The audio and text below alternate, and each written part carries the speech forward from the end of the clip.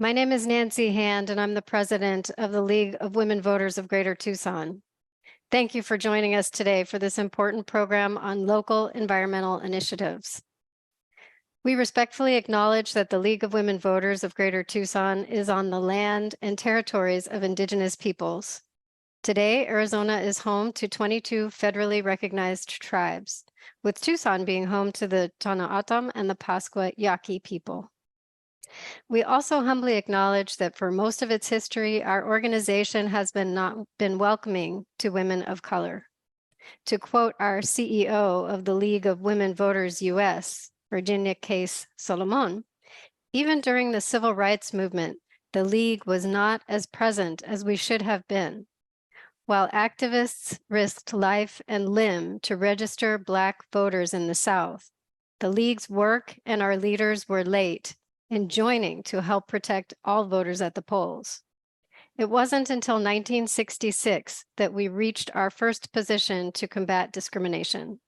Still, our focus on social policy was from afar, not on the front lines, and African Americans were shut out of the vision of the League. Today, we invite all people, regardless of gender, gender identity, ability, ethnicity, or race, to join us as we commit to righting the wrongs of our past and building a stronger, more inclusive democracy.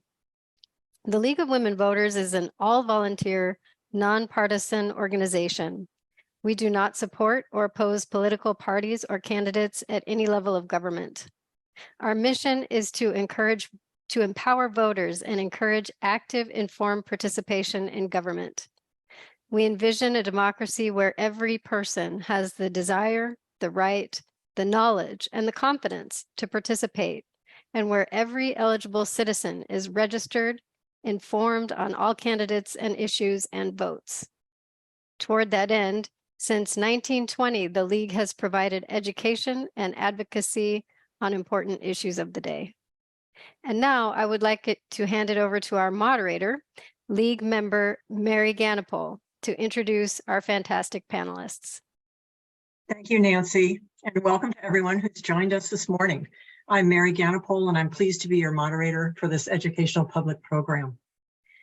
The League of Women Voters develops formal policy positions at the local, state, and national levels after careful study of issues and policies deemed important and in the public interest.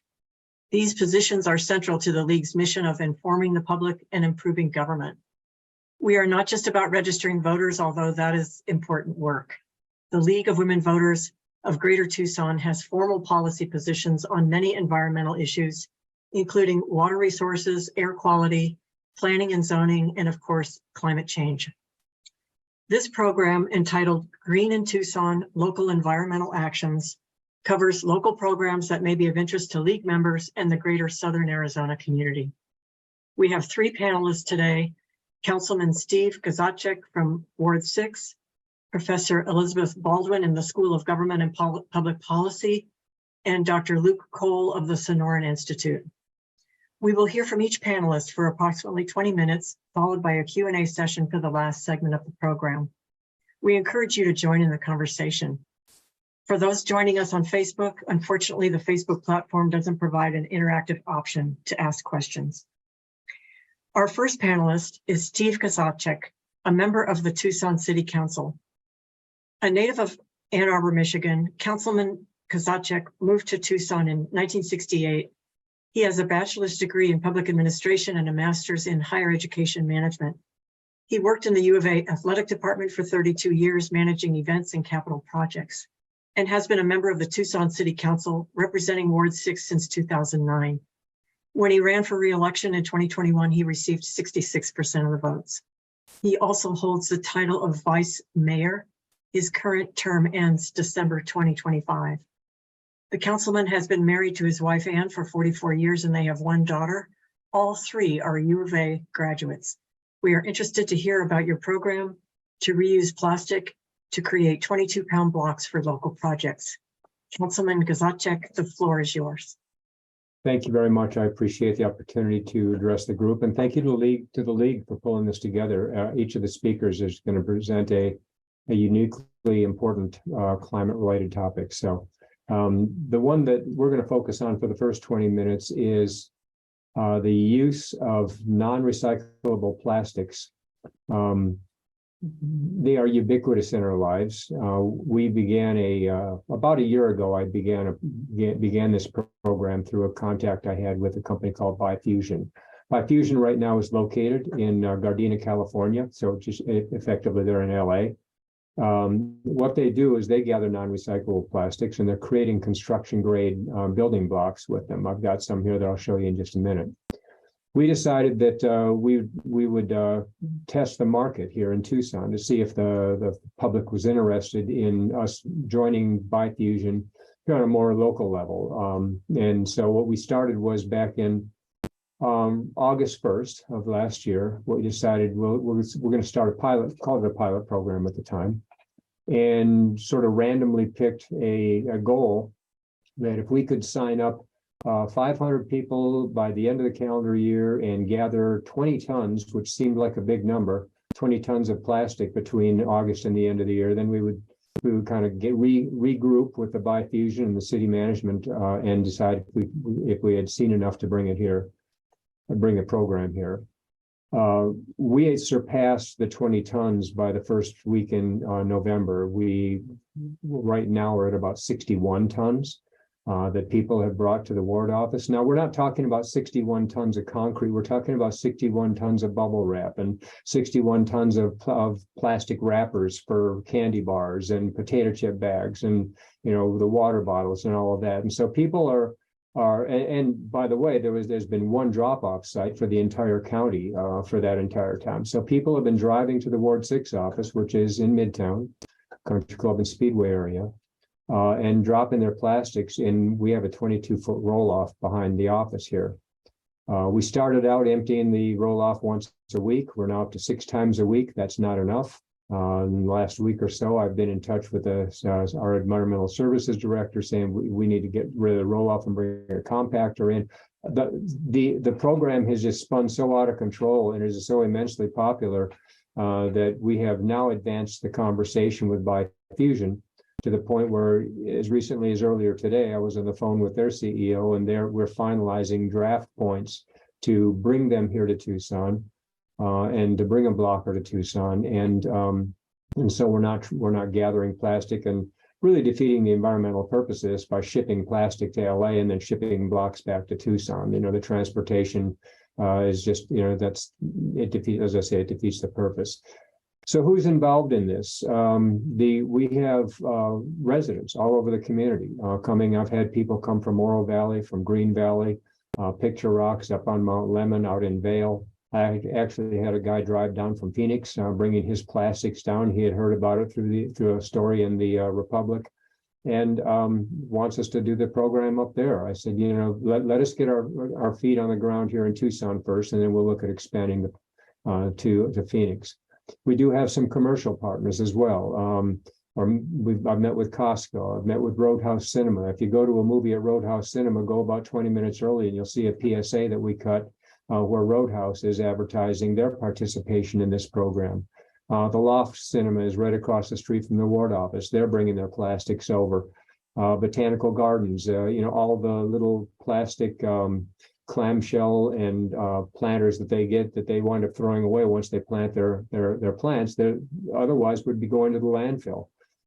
So we've got them. We've got Tono Chewel meeting with Pepsi and Raytheon. So we've got lots of commercial interest. But I'm going to circle back to the commercial piece of this in a minute, because that's really the key to making Bifusion successful in Tucson. The commercial interest we have right now are businesses who have heard about it and are bringing their plastic to the ward office. So what are we doing with the plastic? Bifusion has a machine called a blocker, oddly enough, and what it does is through a process of steam and compression, we feed the plastic into the blocker. It shreds the plastic, and then through the steam and compression forms it into what's effectively a big Lego, a 22-pound Lego. So this is the product. You can see the top. We've all played with Legos when we were kids. So that's you can see the nubs popping up. On the bottom of these blocks, you have the other end of it where we stack the blocks and thread some threaded steel through the holes in the block. This is not the easiest thing to do, but without crushing. So we thread the steel through, and the blocks are stacked up. We had a holiday tree out in front of the ward office that was up for several months. In order to transition that to a planter, which I did last week, we just unscrew the nuts, pull the threads of steel out, and unstack the Legos and restack them into a new configuration. So the blocks are construction grade. They pass all of the uniform building code standards. Somebody will ask, what's the R value? The R value is comparable to cinder blocks. What's good about these, though, in terms of all the UBC kind of data, is that there's a measurement called a K value. If you stand next to a cinder block wall in the summertime, you'll feel the heat radiating off of it. That doesn't happen with these. So the K value is far superior to the cinder blocks. In addition to that, you can cut them, you can drill into them, you can paint over them. The planter we have outside the ward office, I just left the way it was. We did cut one in half. I want to show you what's inside of them. You can see the striations of all the plastic. That shows you that every single piece of plastic that went into building this is used. I mean, there are no voids in this. They are solid. You can drop them on the ground and hit them with a hammer and they don't break. So we have several projects right now that are in play. We're working with the university on building a perimeter wall around a surface parking lot. There's a group called TROT, Therapeutic Riding of Tucson. They're out on the east side. They do some really great work using horses for therapy for veterans with PTSD or young people with autism.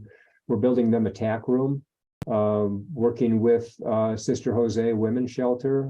They've got capacity issues because of COVID, and so we're building them extra storage space so they can expand their bed space inside.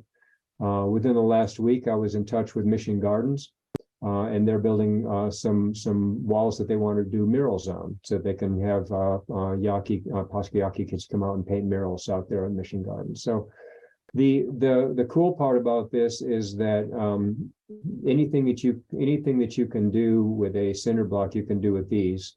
It's cheaper from a building standpoint because there's no mortar, no concrete. You don't have to go hire a mason. There's no dry time. Like I say, you just stack them up like Legos, drop the thread of steel through and cinch them together. So we're going full bore on this. The fact that we're at 61 tons now, really based on residential participation, demonstrates that the community is very much involved and they want us to do this. I mean, look around you right now, wherever you're sitting. There's got to be half of the room around you is plastic. It's not a bad product. It's just that we don't manage it well. And so we are effectively making a waste dump out of the Pacific and the Atlantic Oceans. We have turned lots of Southeast Asia into just dumping grounds for the plastic that we use in our lives. Because when China dropped the contamination level several years ago, plastic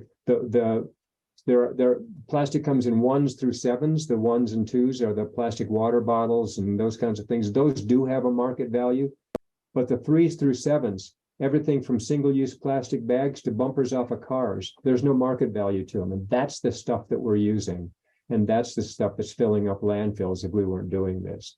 So we're really thrilled to have Bifusion actively engaged in putting together we're calling it a service agreement with them.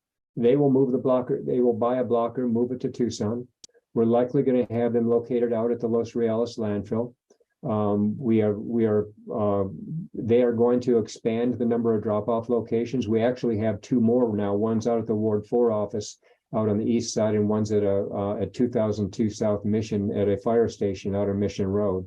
So we've just in the last week, we've expanded this to 3 drop locations.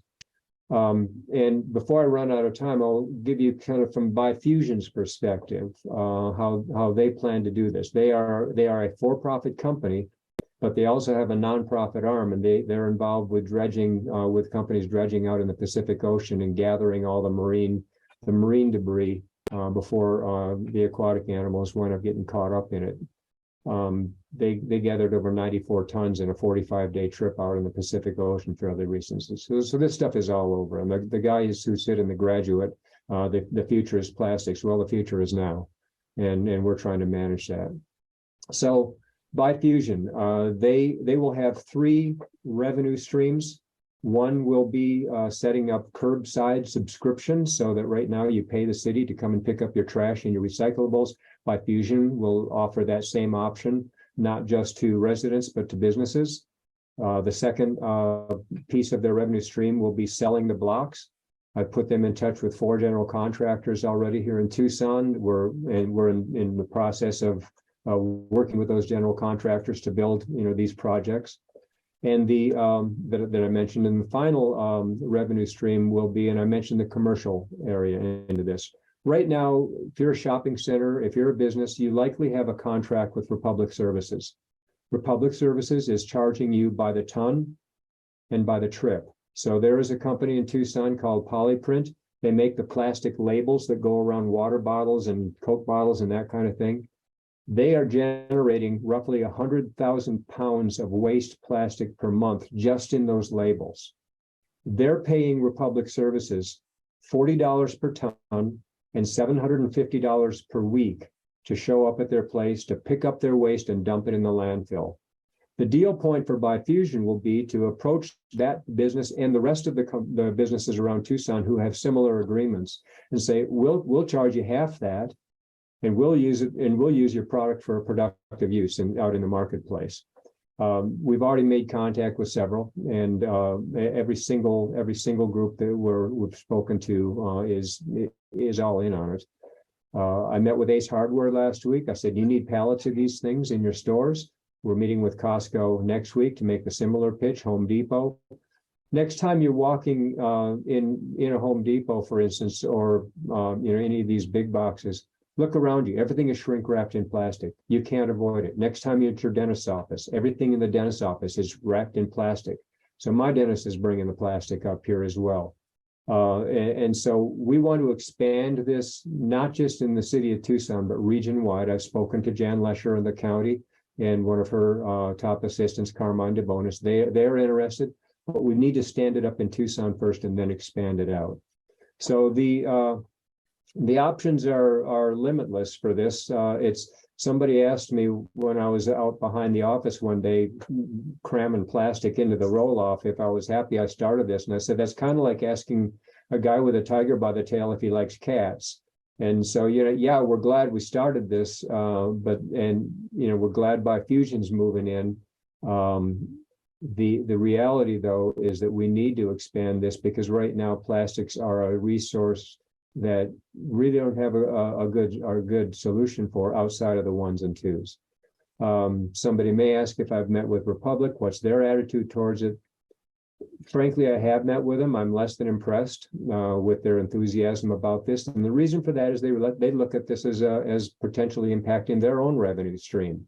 They do make money off the ones and twos, but when somebody throws non-recyclables into the blue bin, and it winds up out at the material recycle facility that Republic runs, they pull that off the line and they charge the city. I see it 5 minutes. They charge the city over $300,000 a year for the contamination just in the plastics that they're pulling out of the MRF. So they consider this commodity as a revenue source. I consider it as trash and something that we are going to do something positive with in the community. I think it's great, the response that we had. I mentioned that we have gathered over 61 tons of this stuff. And so that 20-ton goal was, we blew that out of the water a long time ago. And I also mentioned that we were hoping that 500 people will kind of sign up as a showing of interest. We're over 3,000. I mean, the community is just all in on this. I promise you that if you stood out behind the Ward 6 office for 15 minutes next to the roll-off, 5 cars would drive by 24 hours a day, 7 days a week, throwing their stuff in. I'll close with this. There was a New York Times reporter who wrote a piece saying, I'm going to try and go a day without using plastic. The moment he touched his alarm clock in the morning, he realized that he had failed. The second he put his feet on the carpet that has plastic fibers in it, another indication that the stuff is ubiquitous. Walk into the bathroom, toothbrush, plastic, toothpaste tube, plastic. We can use all of that. We want all of that in the program. So come by the ward office. We're giving away free plastic bags. You don't have to feel guilty about using a plastic bag now because it's going to be used for making the blocks as well. You just throw it in. We're using that as well. As I mentioned earlier, everything from single-use plastic bags to car bumpers. It's all good. And it's all stuff that is otherwise contamination. It's going to wind up in the landfill. It's going to wind up on the side of the road. It's going to wind up in the ocean. We would prefer to have it, wind up with these things. So thank you for the time and the opportunity to present the program, and looking forward to the other two presenters, and we'll answer questions at the end. Excellent. Wow. Very fascinating. Thank you, Councilman, for introducing us to this very popular program in Tucson. I will be envisioning 61 tons of bubble wrap next time I swing by with my plastic. Our next panelist is Dr. Elizabeth Baldwin, an associate professor who joined the School of Government and Public Policy at the University of Arizona in 2015. Dr. Baldwin teaches courses on environmental policy and public management. Her research focuses on community engagement in environmental decision-making. Dr. Baldwin earned her PhD from the School of Public and Environmental Affairs at Indiana University, Bloomington. She received her master's in law degree from Indiana University and her bachelor's in environmental policy from Unity College in Maine. In 2020, Dr. Baldwin received $1.6 million grant from the National Science Foundation to study invasive buffelgrass in Pima County. She will summarize historic and ongoing efforts to address invasive buffelgrass, present results of a recent public opinion survey on the issue, and discuss policy options to address the problem going forward. Take it away, Dr. Baldwin. Great, thank you so much. Thanks to everybody for being here today, and for the League of Women Voters for having this excellent forum. And thanks, Steve, for the update on your initiative, which I've heard a little bit about, but it was great to really get the update. I'm going to be presenting on managing buffelgrass in southern Arizona. And just a couple things to say before I get started. I'm guessing that people in this group have probably heard of buffelgrass, but for anybody who is new to the area or who is unfamiliar, I'll give a very, very brief overview. This is a plant. You can see the kind of yellowish grass in this slide that is from Africa. It's fire adapted in Africa, and it has become very widespread and prevalent here in southern Arizona. And the Sonoran Desert is often seen as a fireproof ecosystem. We have a lot of gaps and spaces in between vegetation. And so at lower elevations in our area, fire is actually not normal. And so we have a range of challenges with this invasive grass that threatens to outcompete Palo Verde and saguaro, and that also changes our fire risk incredibly. And as Mary indicated, I've gotten a nice grant from the National Science Foundation, and I just want to introduce that a little bit. Often, I think when people think about scientific research on a problem like buffelgrass, they're thinking, oh, you're going to be studying the ecological impacts, how it behaves in the landscape, maybe exploring treatment options. How can we get rid of this plant? And that's the kind of thing that my colleagues and collaborators in the School of Natural Resources and the Environment do.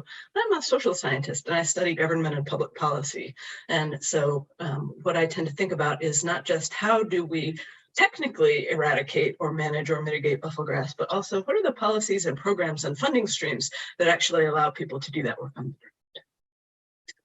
the ground. Okay. So this is a little overview of my presentation. I'm going to talk a little bit about buffelgrass as a socio-ecological problem. This is how we talk about this in the academic world. It's not just ecological, it's not just social, but socio-ecological.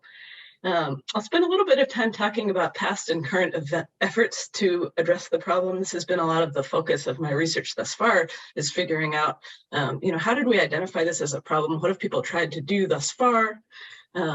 I'll then present a little bit about a public opinion survey that my team did about buffelgrass right in late 2020, kind of in the wake of the Bighorn fire, and offer a few concluding thoughts about what we might do moving forward. All right, so let's start. Buffelgrass is a socio-ecological problem. And this is maybe a 45-second version of a much longer story. And it took me a little while when I started learning about this to really understand the threat here. The photo on the left, of course, shows our beautiful Sonoran Desert, just one of the most magical places on Earth. The next photo, one click over to the right, gives you an indication of how the landscape looks when you start to have buffelgrass invade. And then the third photo presents what can ultimately happen, which is wildfire. And buffelgrass likes to burn. It likes to burn hot. And after a fire, it likes to come back stronger than ever. And so then that last photo on the right gives you an indication of this is what we might be facing in our ecosystem if we don't get a handle on the buffelgrass problem. And so really what's happening is that we face the threat of ecological state change, going from the Sonoran Desert to the Sonoran grassland.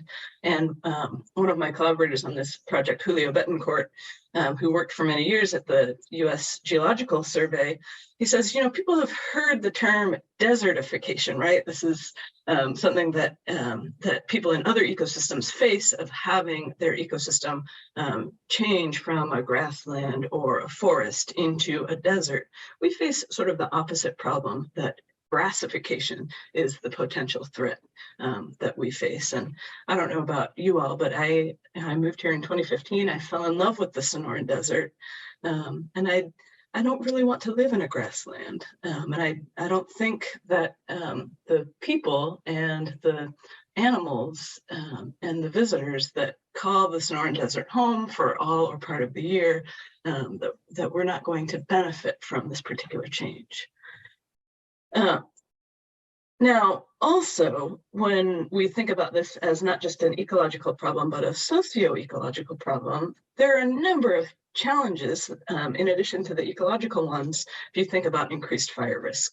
I haven't yet figured out where the insurance companies play a role, but the last photo that I've added to this slide on the right is a picture taken from the 2020 Bighorn fire. And those of you who were around then probably remember this. You could see the fire burning for weeks and weeks. About 200 homes were evacuated. I believe that we came very close to having a much more severe fire. The Forest Service dumped a lot of fire retardant in areas very close to buffelgrass patches. So we had potentially a very close call. There are a lot of big patches of buffelgrass that did not get swept up in the Bighorn fire, and it could have been a very different situation. But this is something that we face. We live in a region where fire is normal up at higher elevations, and it's ecologically important up at the top of our sky islands. It's not really normal down at lower elevations. And of course, people have been building homes in what we call the wildland-urban interface. And so the idea that we would have grasses that are much more flammable, what does that mean for the quality of life and how development occurs and how people maintain and insure their homes? So increased fire risk is one of the bigger social implications. This is an old photo, just gives you a sense of the extent of buffelgrass. There's a bigger problem in Tucson than in Phoenix. And one thing to point out, this is a photo from 2009, so it's not up to date, and it tends to really underscore one of the problems with buffelgrass management, which is we actually don't know the extent of the problem. It's very expensive to do aerial surveys and to figure out exactly how far it is. And for me as a social scientist, I'm used to working in data-rich environments, and the idea that we are trying to solve an ecological problem that we don't actually know the extent of it. We do know that it's getting worse this year than it was last year. I don't know if anybody who knows how to identify buffelgrass, you're probably seeing it pop up in places that it hasn't before because of the delicious, beautiful rain that we've had recently. The area where we have the best sense of the extent is in Saguaro National Park, which for a range of reasons has a lot more funding to put into things like aerial surveys. But even then, I believe that these data may go back to 2011. I got them from a 2017 publication. But as you can see in Saguaro Park, both east and west, buffelgrass is a significant concern, and we really lack comparable data about the extent for other regions, and we don't really have a great sense right now of how quickly it's spreading from year to year.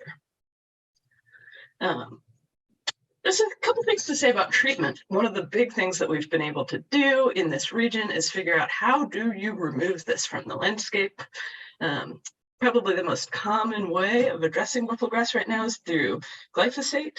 That's an herbicide. The most efficient, but also the most expensive way to apply this herbicide is through helicopter spraying. And Sonoran National Park, along with collaborators, has done a lot of research to figure out exactly how we can do this more efficiently, more effectively. You can also do backpack spraying, and they do quite a lot of that in Saguaro. This is less expensive, but it also requires volunteers, and the volunteers have to be both fit and also certified as herbicide applicators, and so that becomes challenging. You have to repeat the spraying twice annually after the rain. And there's an amount of public resistance to herbicide use, and which is understandable. I think people hear about herbicide and they think, oh, this is ecologically terrible, or this is very bad for human health. And glyphosate is very dangerous if you encounter it on a regular basis daily. If you encounter it a couple times a year, it doesn't really pose the same risks to human health. And my ecologist colleagues have sort of assured me it's an herbicide that is really meant to target broadleafed plants, so it doesn't have the same effect on the saguaro that it does on buffelgrass. But this has been an issue sometimes when Saguaro National Park goes out and does spraying, that sometimes the public are concerned about what's going on. You're helicopter spraying herbicide, and so they need to do public outreach and engagement. And my sense is that the Coronado National Forest maybe has a slightly different relationship with the public, and maybe a little bit more hesitant to engage in that kind of spraying. You can also do manual removal, also requires the same set of very fit volunteers. And what I've been told at Saguaro National Park is that they've kind of done the low-hanging fruit. Close to trailheads and close to trails, there's not a lot of buffelgrass. And so the big remaining patches are in much more remote areas where you need to be able to hike in 5 miles and then hike out 5 miles afterwards. And so there have been scores and scores of volunteers engaging in this kind of work, but you have to be very fit and you have to be able to go out and into the remote areas. And then a really key thing is that removal has to be repeated annually for 5 years because there's a seed bank. And so if Saguaro National Park puts a lot of funding and effort into maintaining a particular ecologically sensitive area, they have to repeat that investment every year for 5 years. And it turns out this is not how federal funding works. When I first started this, agencies like the National Park Service would get funding in years when Congress could get it together to pass a budget. And so this is one of the challenges, is how do you address an ecological problem at the ecological timescale necessary when you often have a dysfunctional Congress that has a hard time appropriating money annually. Oops, no, I wanted to show, let's see. And then, again, thinking about buffelgrass as a social problem, one of the things, this will be familiar to lots of folks here today, but we have a lot of different land management types. We've got county land, we've got federal land, different types of federal land. So the National Forest and Saguaro National Park, they have really different sort of resources per acre to devote to this particular problem. We've got Tohono O'odham, we've got developments like Saddlebrook, a lot of private land, homeowners associations, and not all land managers share the same motivation and resources and benefits for addressing buffelgrass, which makes it a little bit more challenging. And it also means it makes it very necessary for there to be coordination, shared ecological problem across many different land managers. Okay, So let's talk about what has been done in this region to address the problem, because, you know, as many of us are aware, this is a place where people love the Sonoran Desert. People come here to recreate. It is, I think, probably a best case scenario for if we're going to be able to address a difficult invasive species. A community like ours is probably going to be able to bring the resources to bear to do it, because people care a lot about our environment. This is just a little bit of a timeline.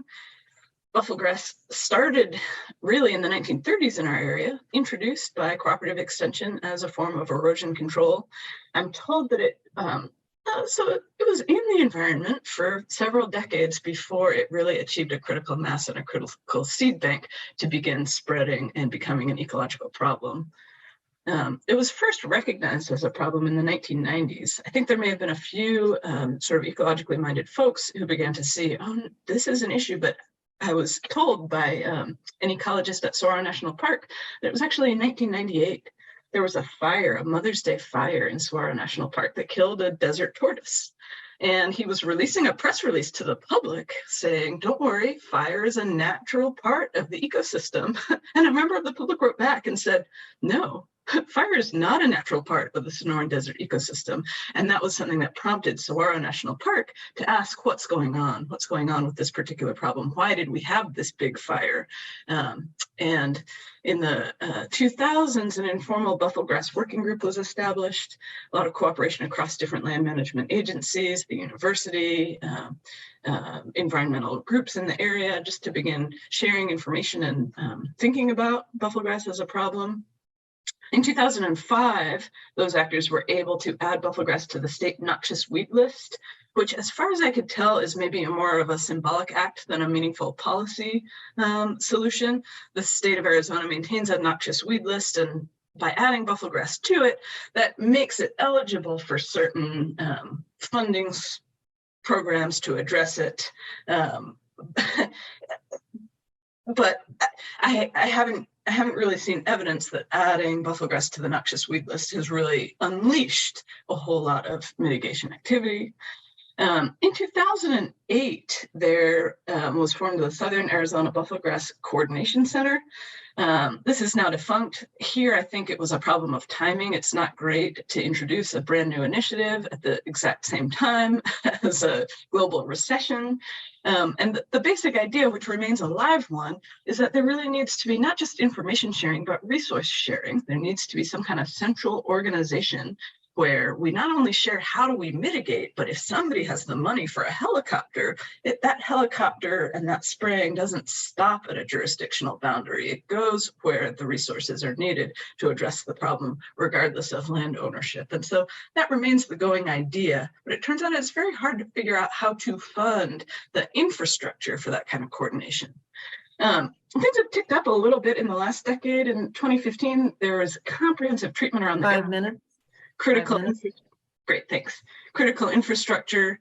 In 2016, a lot of experiments to determine what's the effective treatment protocols. That's how I could say, yeah, it has to be done twice a year for 5 years. And then the cooperative weed management area was established. And this is just a group that gets together to coordinate efforts and share information. And I will add, since 2018, I think we've seen an uptick in interest from Congress, from Arizona's congressional delegation, and some funding streams have kind of become available that were not earlier. A few successes and challenges. We're losing the war against buffelgrass. I need to make that really clear. At the same time, I want to acknowledge some really important things that have happened in this time. The public knows quite a bit about buffelgrass.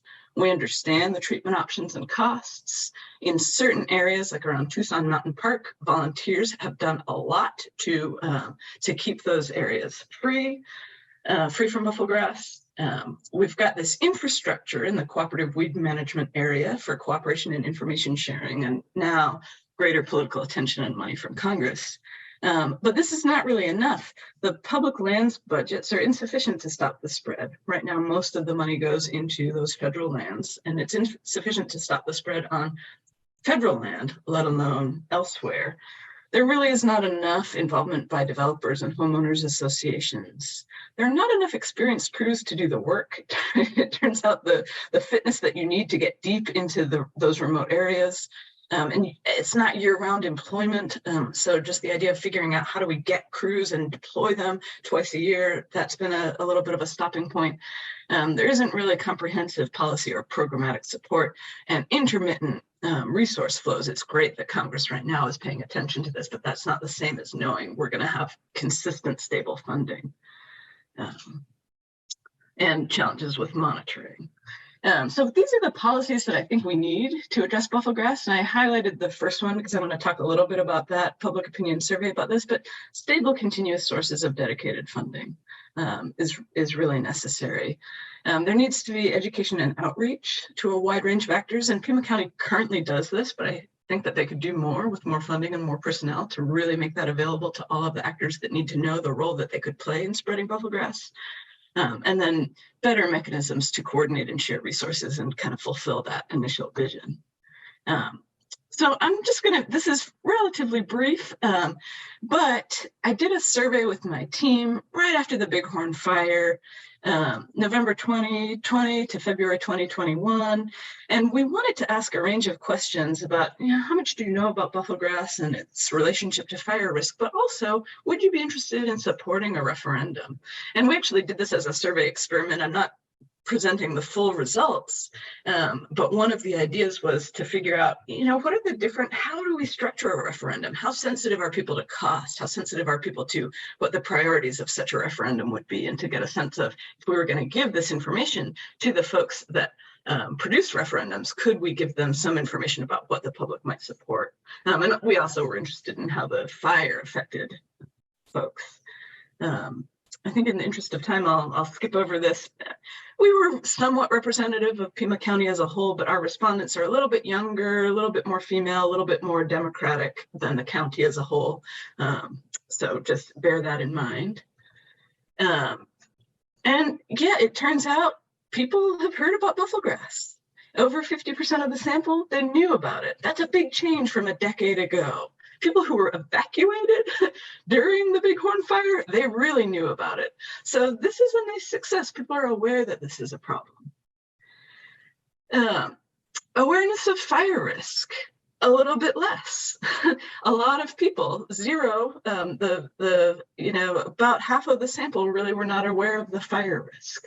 So I think this is something that we need to do a little bit more education and outreach so that people understand the relationship between buffelgrass and fire. Again, those who had been evacuated, they were much more aware of the fire risk. And this was really the heart of the public opinion survey. We asked people to imagine that there was a referendum on the ballot, so a ballot referendum that would raise money for buffelgrass removal. And we told them, we gave them a range of hypotheticals. I'm presenting results from one of them, but we said this is going to prioritize protecting homes from fire, and it would cost you $1 on your utility bill. Would you vote yes? Would you vote no? Would you kind of support it, but not ultimately vote for it? 1 minute. Okay, 1 minute. Great. So here's how support looks. In general, people are supportive of this. Only a very small number actually said, no, I would not vote this at all. And I broke this out between Republicans and Democrats. We had a lot more Democrats in the sample than Republicans, but across both political parties, a lot more people are interested in supporting this than not.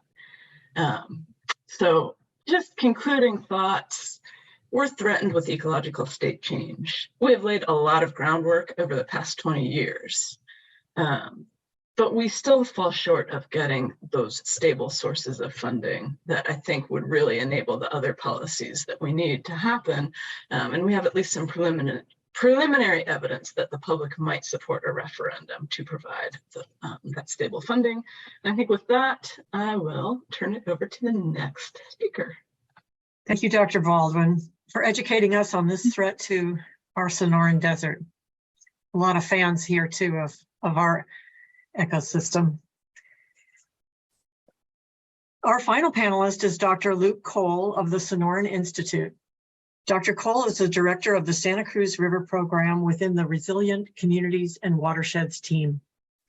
He joined the Sonoran Institute in 2018 and manages the ongoing projects on the Santa Cruz River, working with staff and collaborators to restore and enhance this living river in the heart of southern Arizona and northern Sonora.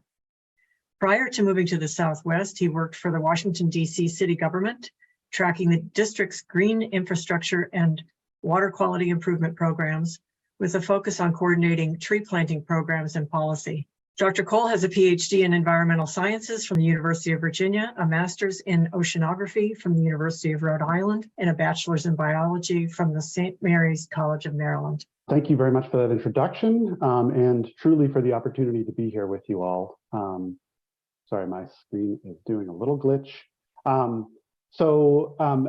As was stated in my introduction, I'm here with Sonoran Institute. We're a conservation nonprofit. We're based in Tucson, but we work throughout the entirety of the Colorado River Basin. I'm fortunate in that my program is inextricably tied to Tucson, so it provides me with a really great opportunity to make some change in the place that I live. We were founded in 1990, and our mission is to connect people with the natural resources that nourish and sustain them. Since our founding, our investment within the Colorado River Basin is around $300 million, and we have completed 500,000 acres of conservation work. So as I said, we work throughout the Colorado River Basin. We have neighbors that exceed 400 million people, lots of farmland. It includes the US, it includes Mexico and tribal nations. Very, very high biodiversity out here in the West, particularly within the basin. And we just learned a lot about the biodiversity of the Sonoran Desert, which all of that drives the mission that we adhere to in trying to continue to protect and conserve the Colorado River Basin. And this is a huge, huge economy. So Sonoran Institute has 3 programs. One is down here in the Colorado River Delta. This is where historically the Colorado would have connected in with the Gulf of California. The work that we do there is trying to maintain hydrologic connection between freshwater and saltwater.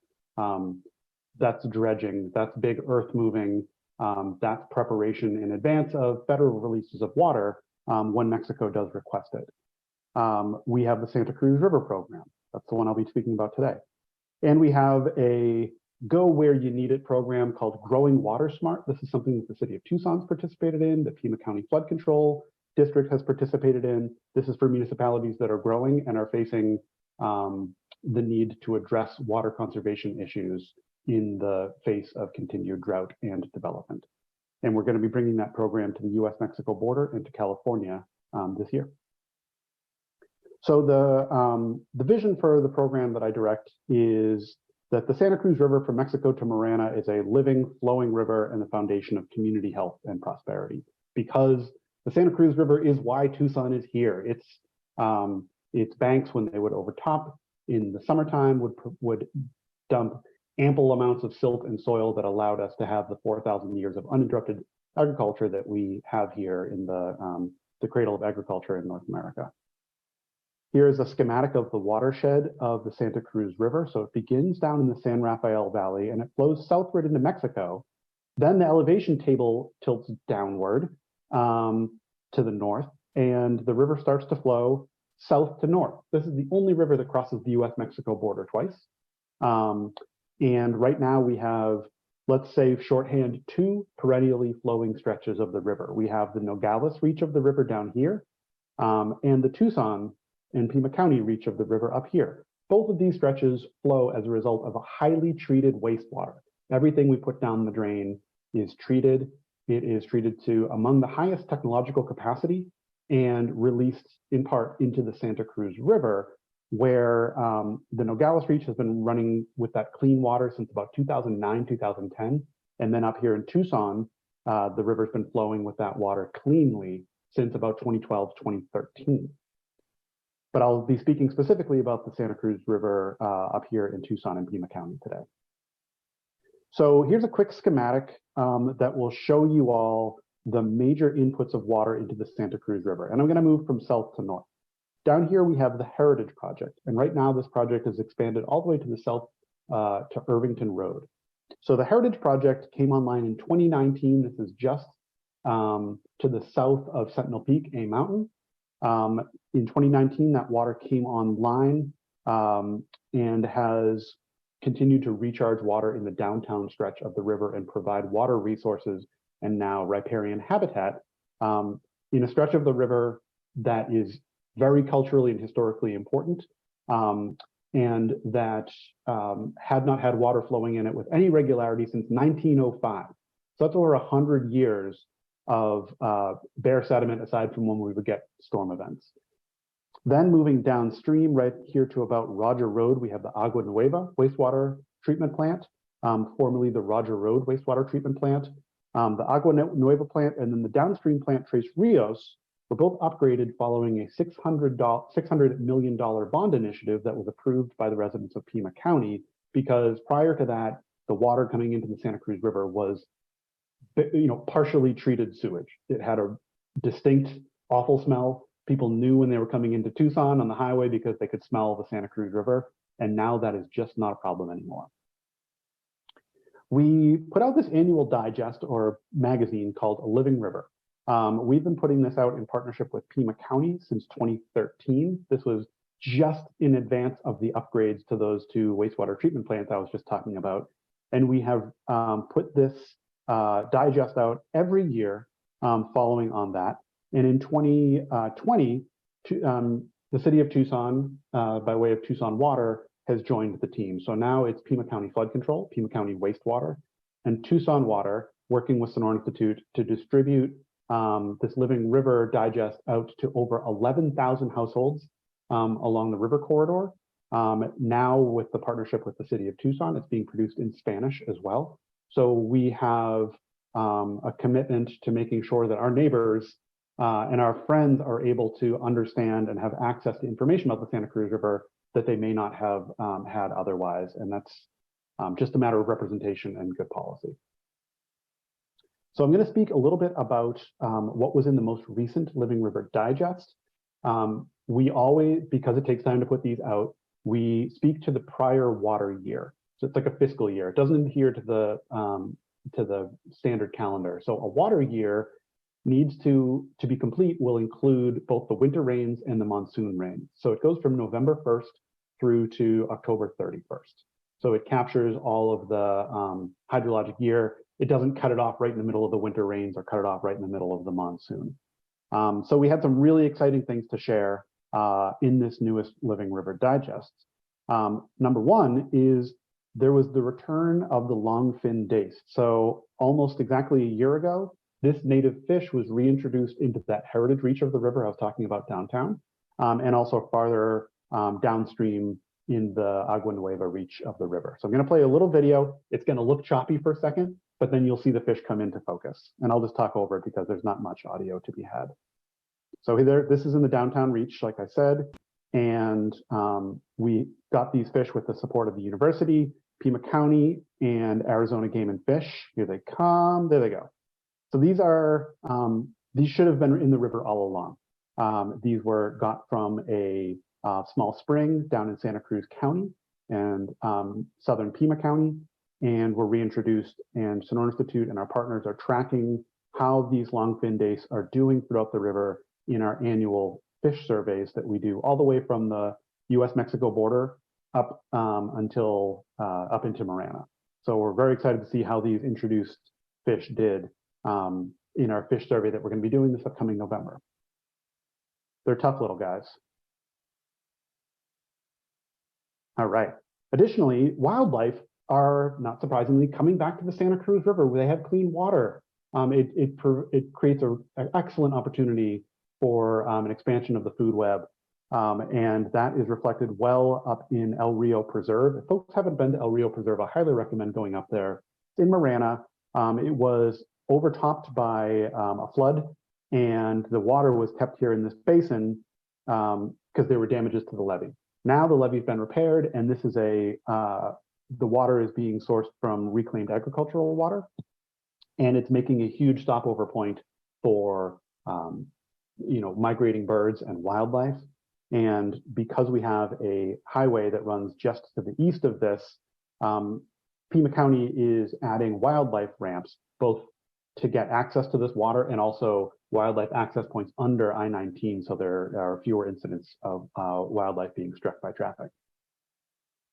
We're always wanting to highlight the incredible wildlife that we have out here in the Sonoran Desert, and these are showcased in the most recent Living River Digest. These are just two great pictures of species that we probably see pretty frequently, but if you take a moment to look at them, they're really fascinating, charming animals.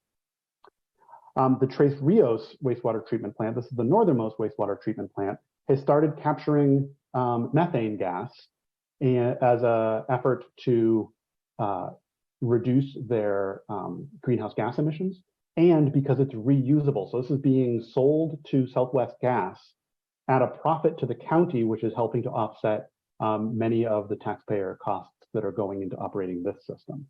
As a sneak peek of the upcoming Living River Digest, we've recently learned that at the Agua Nueva wastewater treatment plant, they're using AI to find efficiencies within their system, and have now reduced their annual electricity costs by 30% as a result of an investment in AI technology to identify those efficiencies. So Pima County is really doing some great work by way of cost savings, with the benefit coming to the environment and to all of us.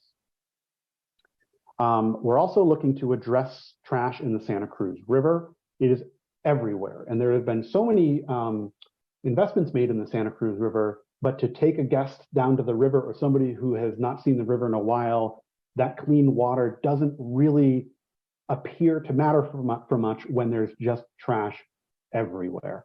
So as part of Pima County's Santa Cruz River Management Plan, stakeholders that were interviewed by Sonoran Institute as well as residents said, it's great that we need to make a bunch of infrastructure improvements to the Santa Cruz River through the River Management Plan, but we need to address trash. What are you going to do? So starting 2 years ago, Sonoran Institute got some partnership funding from Pima County Flood Control to do a research study on the trash within the Santa Cruz River that I'll describe in a few minutes. But all the while, and this is one of the rare silver linings of the COVID era, is that people wanted to get outside when they could safely and make a change in their communities. So during 2020, we saw a huge boom in volunteer efforts to clean up trash in the Santa Cruz River and its tributaries. That includes Sonoran Institute and other great organizations like Watershed Management Group and Tucson Clean and Beautiful. Pima County is excellent at organizing and supporting these cleanups, as is the city of Tucson.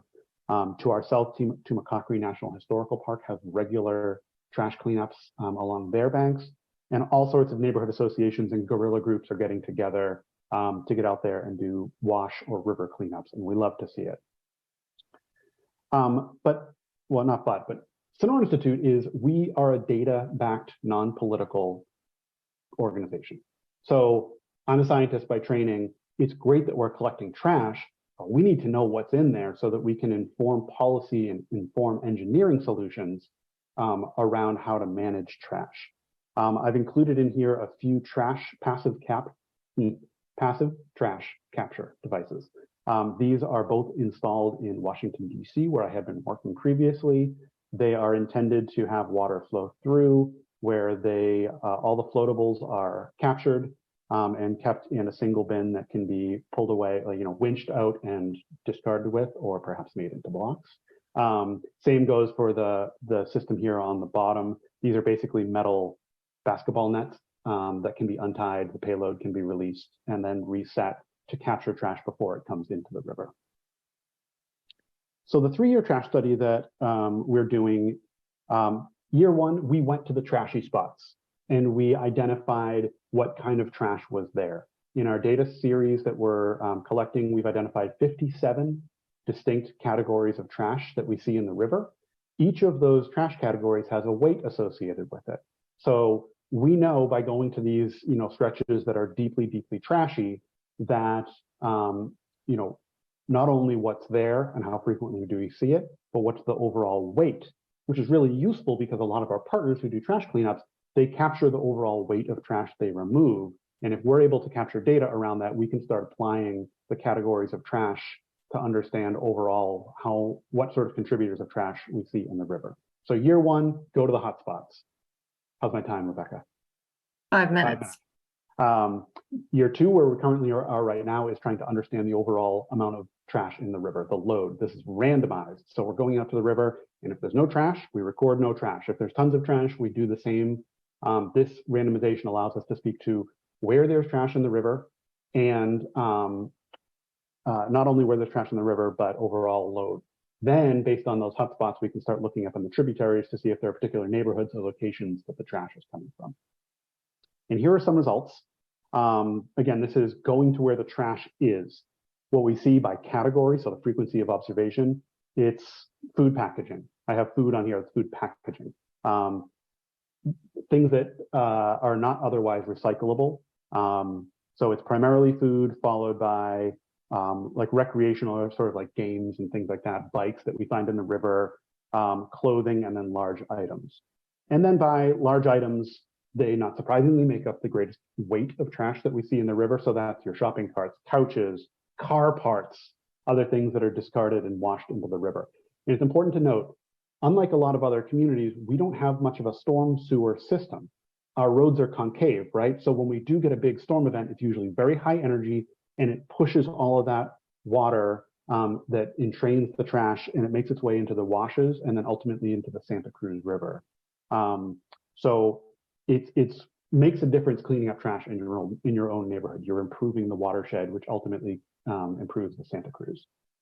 So I added this in during the council member's presentation, but boy, if we can get a couple of these trash traps installed at very strategic locations, we know what's in the trash, and a lot of what we know is in the trash in the river could be made into the blocks that Bifusion partnered with us on. So I'm looking forward to a conversation about this in the future of how and where we can install these devices so that we could not just take these and chuck them in the landfill, but take the trash out of the river and do something meaningful with it.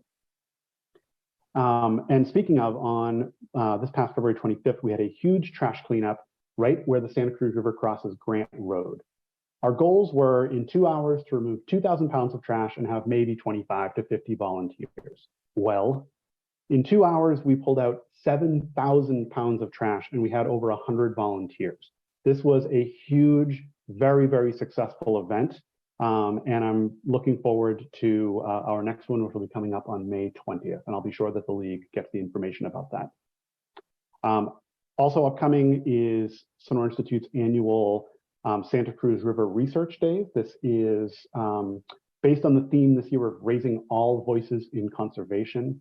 We have two amazing keynote speakers, one in Ward 1 Councilmember Lane Santa Cruz, and another in Emma Robbins, who directs the Navajo Water Project.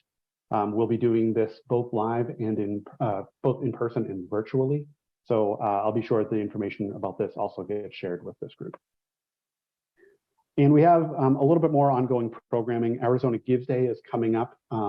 If you appreciate the work that Sonoran Institute is doing, please consider donating to Sonoran Institute through Arizona Gives Day. We could certainly use your help. We're a very small outfit, but we're doing a lot. As I noted, April 20th and 21st is Santa Cruz River Research Days. May 20th, that's a Saturday. We're going to have another Santa Cruz River trash cleanup. And I'll note the last time we had a partnership with Dragoon Brewery, who had us over. Everybody's first beer was $1 after the cleanup. We had a partnership with Whiskey Delbach, and they offered anybody who participated in the cleanup a free whiskey flight during the month of March. So we're hoping to have similar incentives during this May cleanup. And just to remind us all, we're all part of something bigger here in this community. There's a lot happening in Tucson and Pima County around our natural resources that all deserve to be celebrated and protected. And I'm very, again, grateful for this group for this opportunity to speak with you all, have a conversation with you all. And if you're interested in learning more about Sonoran Institute's programming, please reach out to me directly if you'd like, or just see what we're all about at sonoraninstitute.org. And I'll leave it there. Thank you. Thank you, Dr. Cole, for helping us understand this complex and historical watershed. I love the way it sort of circled around to our plastic recycling topic. So now it's time for questions from our audience. Let's start back with the Ward 6 program. We have some specific questions about the blocks. I think you had already mentioned that the plastic bricks are 22 pounds. Someone else asked, is it available in different sizes and are they paintable? The blocker, yes, they're 22 pounds. 22 pounds of plastic yields a 22-pound block. There's zero waste. As I showed, you can cut them into different sizes, and the beauty of these things is that they're reusable in different forms too. As you build your, the group of us here in this, there are too many people here, but put it this way: 5 of us could go and build a perimeter wall out in your backyard in one afternoon. I mean, if you can figure out how to stack Legos, then you can work with these things. So yeah, they're very functional. Yeah, are they paintable? Yes, you can paint them. You can stucco on them. We put four benches over in Himmel Park, just west of the library, and we stuccoed them. But we also left about a 2-foot by 3-foot peekaboo, so you can see the blocks inside, and covered it with Lexan so you can see through. Anything you can do with cinder block, you can do with these. You can drill into them, paint over them, stucco, sheetrock. So yes. And are they fireproof also? So they are Class 2 fireproof rating, and that's the reason you clad it with the the stucco or sheetrock. So just like any other building material, you clad it with something to make it to build a 2-hour fire rating. Someone else asked, how long lasting are the blocks when they're exposed to outside to rain, cold, and extreme heat? Well, I don't know how to answer how long, because we're new in it, but these are extremely resilient. They're solid. When I built a pedestal for my mailbox at my house, and the same thing with the planter and with the benches, where we just put get some Rust-Oleum, some UV protectant, and it's clear coat, so you can still see through the blocks. But yeah, you protect it from the UV rays just the same way you would do any other. I mean, blue in Arizona turns purple in a couple of years, right? So you want to put a UV protectant on it. Is there pollution produced in the production of the blocks? No, and that's the really cool part about this, is that the blocker is a closed system. And as I mentioned, it works on steam and compression. And the water that we are going to use in producing these things, we're going to use either in 2 ways out of the landfill. One, we're going to use as gray water to use as a dust suppressant out of the landfill, or just recycle it back in and use it again on the second pass through with the rest of the blocks. So it is not off-gassing any material out into the environment. Is there any off-gassing of chemicals when the blocks are used indoors? No, because they've been tested, and through the steam and compression process, I wish I could have you touch these. You would see they're solid. There's no off-gassing involved in it. Well, people can come by Himmel Park and see the benches there. They can come by the ward office out in front. I think you'll think the little planter that we built out in front, and there's a bench. There's some guy who likes to come by and poach our Wi-Fi, so I built him a bench out in front so he can sit on the bench instead of the ground. He's a happy camper. Excellent. Thank you, Councilman. We have a couple of questions for Dr. Baldwin. Where did the buffelgrass come from originally? How did they reach our Sonoran Desert? Yeah, so it's an African grass. It was brought here really by cooperative extension. And I just had a conversation with a colleague about this recently. It was used for erosion control. And it's very easy to look back at that and say that was a bad idea. But in fact, they were trying to control erosion around mines and keep poisoned mine tailing dust from circulating without realizing that it would be such a problem. But that's where it came from initially. And even up until I think the 1950s, 1960s, there were people who thought this is what we really need to do to control erosion before we realized the other consequences. Mm-hmm. Okay. Someone else is curious, is there a program to also spread pre-emergent chemicals on buffelgrass patches?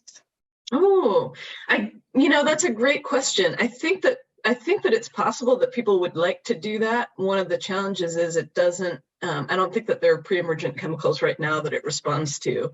The treatment is really the glyphosate that has to be sprayed after the green up.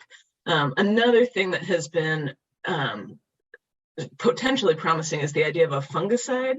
If you can figure out how to mass produce, in fact, there is a fungus that attacks only buffelgrass, that would be really ideal.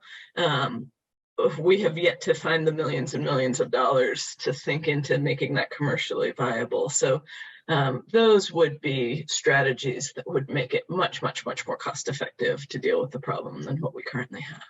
Mm-hmm. So one other attendee, kind of thinking outside the box, wants to know, can we use animals such as goats who would feed on the grass and keep it in check? Yeah, I saw that question, and this is great. I actually have a grad student working on this project who's from a ranching family in Sonora, Mexico. And she says that her uncle has done exactly that, has squeezed the buffelgrass out by grazing. And so I think that that's a possible solution. The problem becomes, is that a solution everywhere? Because, for a range of reasons, we're probably not going to have a lot of animals grazing in Saguaro National Park. Because Saguaro National Park has other purposes, but so yeah, I think some of these strategies can work in certain places rather than others, and it takes a lot of broad thinking to really think that through. I guess it would have to be allowed by the HOA in some areas, right? Yeah, right. I'm guessing there's going to be HOAs that do not want grass. Yeah. And someone Googled buffelgrass and saw it advertised as a lawn. Are people in Tucson actually using this as a lawn? I certainly hope not. I don't think it would make a very nice lawn. I've gone out and done some buffelgrass pulls, and it would be a very itchy, scratchy lawn. I think in general, so this is grown in Sonora, in Texas, and in New Mexico. It's grown as a commercial product. Here in the Sonoran Desert, actually, the U.S.-Mexico comparison is really interesting, and I don't really have time to go into that. But here, people generally recognize that it's a problem. There isn't really anybody that's growing it commercially in Arizona. It's just more a matter of it's here. Okay. Luke, we have a couple of questions for you. Can you share some more details about the May 20th cleanup? I can't. Just because we're still trying to identify the location. So what I can tell you is this. Saturday, May 20th, it will likely be an earlier in the day cleanup. The last one that we did was 10 to noon. We'll probably make it like 8:30 to 10:30 or something like that. It will be somewhere between St. Mary's Road and Grant Road. I've been doing some research with the interns that are working on this project along that stretch, and it is trashy. It's where the river loses a lot of its energy because the river widens up again at that point, and a lot of the plastics and trash fall out there. So that's likely where it will be. But please, if you don't already follow Sonoran Institute on social media, do that, and that's the first place that you'll learn about the trash cleanup as we get to it.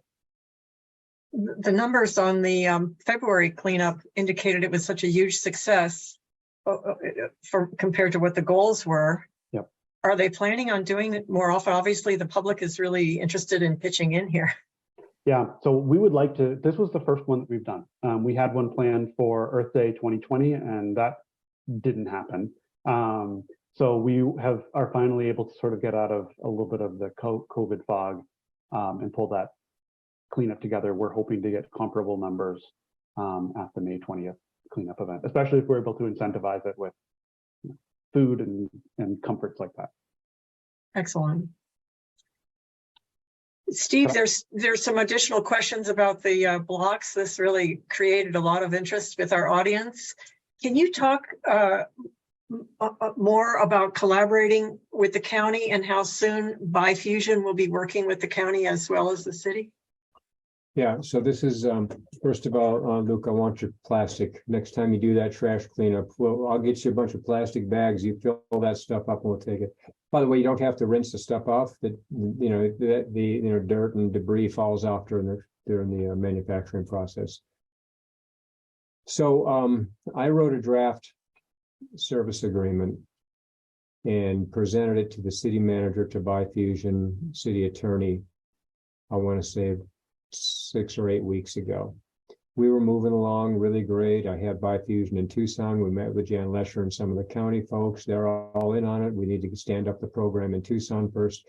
And probably 3 weeks ago, I hope there are no attorneys on the call. The draft agreement went into the black hole of the attorney's office and have finally extracted it out again over the weekend.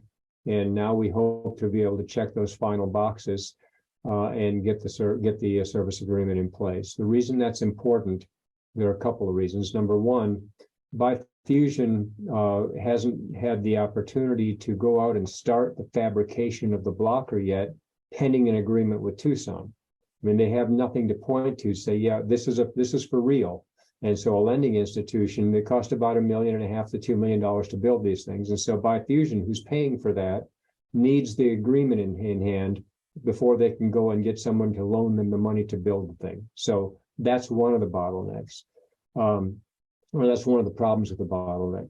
The other thing that is slowing it down is them being able to relocate to Tucson. Now, sort of the broad brush strokes of what the service agreement looks like is that we, the city, are going to build them a facility, perhaps out of blocks, likely out of the blocks, out at Los Reales, so they can operate out of it. We're going to make that investment. Why can we do that and not violate the gift clause? Because we're going to own it if they were ever to leave and relocate somewhere else. So we'll build the facility. Their investment is the blocker. They're going to come into Tucson and hire local people to operate the machinery, to do the curbside, to all the other stuff that I mentioned, to go knock on doors commercially.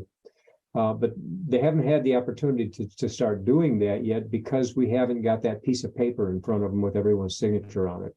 I'm hoping to have that within the next week or so. The blocker machine takes about 5 to 6 months to fabricate. I was talking to Heidi Kujawa, their CEO, over the weekend. She says we're not just sitting by waiting on this. We're making sure that there are no delays in terms of the the materials necessary, and we're all hearing about delays from the stream of materials for construction contracts and all that. They are out ahead of that, but what they haven't been able to do is finance the start of that. So, long answer to a very reasonable question about what's the time delay. Getting it out of the attorney's office has been the problem. And finally, what's the county's role? Jan over at the county and Carmine DeBonis, they're waiting. Excuse me, they're waiting to see the city stand it up. And once we're for real, then they have the basis to also say, okay, let's put one out in Oro Valley. Let's put one down in Green Valley. Not a blocker, but a collection site. I am sensitive to having multiple collection sites scattered all over the place because it does cost money to haul this. We're getting about between 1/2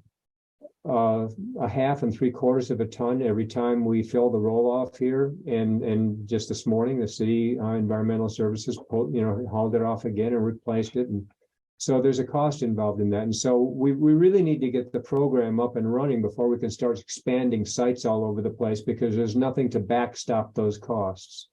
And so that's sort of a wonky answer to a reasonable question. But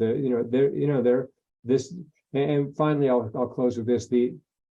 I have said to the city manager and our environmental director, doing the right thing is, the city's not in the business of manufacturing and marketing construction material, but we are in the business of collecting the debris and getting them to a site.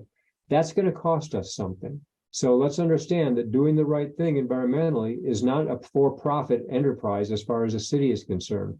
We're not making the money back that it costs us to operate the curbside trash collection as it is, charging whatever we charge, $15 or $18 a month. So the city management realizes that by doing the right thing, it's going to cost us some cash. But why are we doing it? Because it's the right thing to do, and we're going to maybe stop filling up the Santa Cruz with debris over time. Right.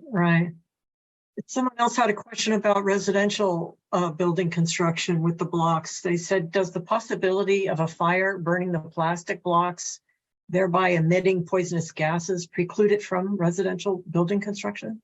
No, and that's what I was mentioning earlier. You clad it with something, you clad it with sheetrock, you clad it with a stucco or whatever. There is a 2-bedroom, 1-bath, 600 square foot house that the city of Flagstaff has permitted already, and we're getting them the blocks so they can start building it up there. So no, that's not going to prohibit residential uses. I'm working with a group in Phoenix that's building transitional housing for veterans. And we're talking about building the interior walls, not the exterior structural walls, but the interior walls. And the reason not for the exterior structural is because these are 15 stories high, and that's a whole different construction conversation. But no, there is nothing prohibiting these to be used for residential construction, and we fully intend to do that. And then a final question about the blocks. It is about circularity. In other words, using plastic more than a one time. Does making plastic blocks discourage research into plastic circularity, whereby plastic might be used multiple times rather than the one product that cannot be recycled again? So you're sort of breaking up.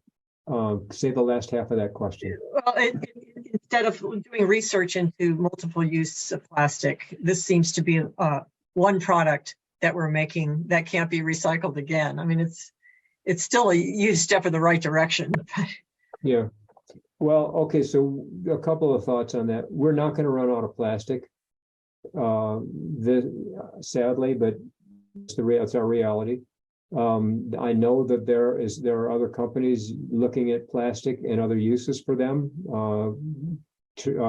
grinding them into granules and mixing it with asphalt for road construction material is one example that I know is being looked at right now. But I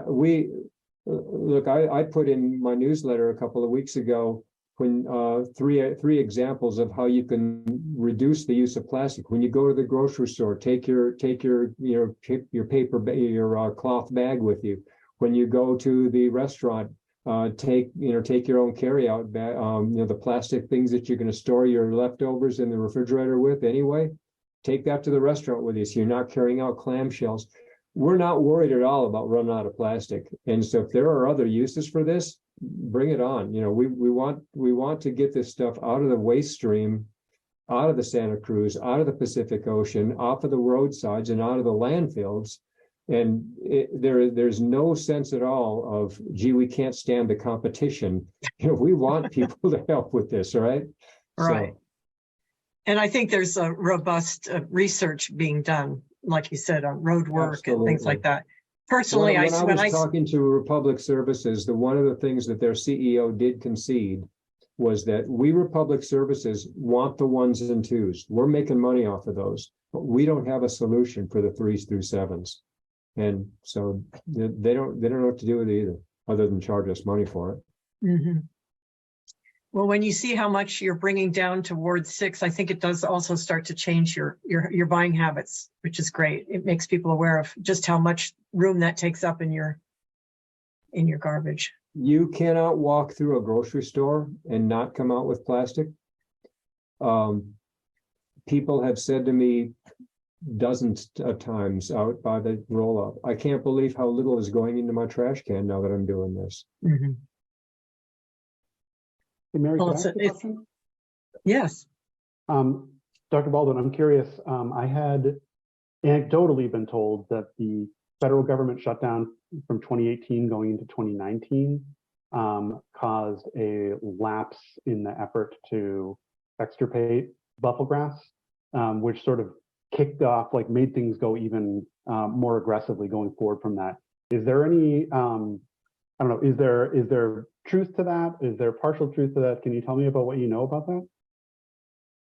I probably can't answer this comprehensively. This was actually when I started doing my research, was around that time. I don't know that it caused us to lose a lot of ground. What I do recall doing, though, is interviewing people working for the federal government saying, we have to spend the money. They had a very narrow window at that time when they, because of Congress's dysfunction, Congress was delayed in approving the budget, and then those funds had to be spent by the end of the fiscal year. And so that meant that they had a very narrow window to spend money on things like helicopters. It was also a very bad fire year in California.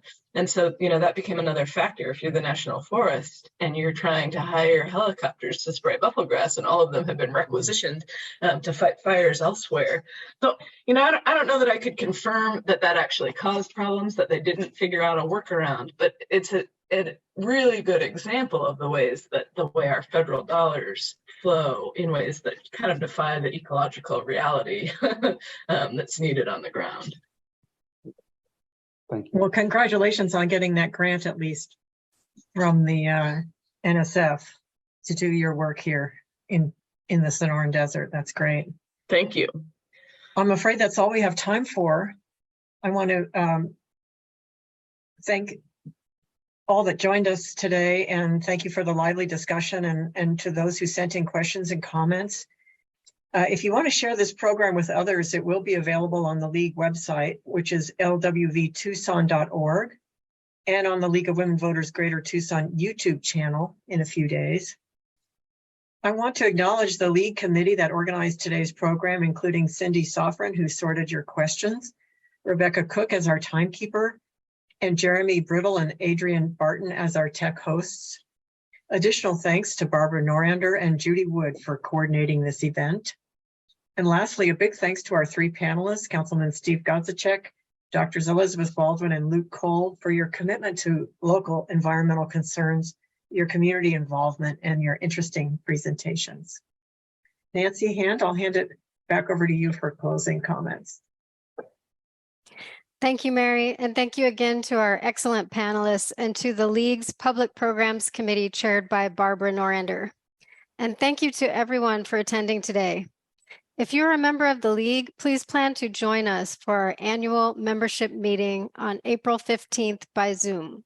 We will vote on important League business, and we will hear from special guest speaker, Superior Court Judge Lisa Abrams.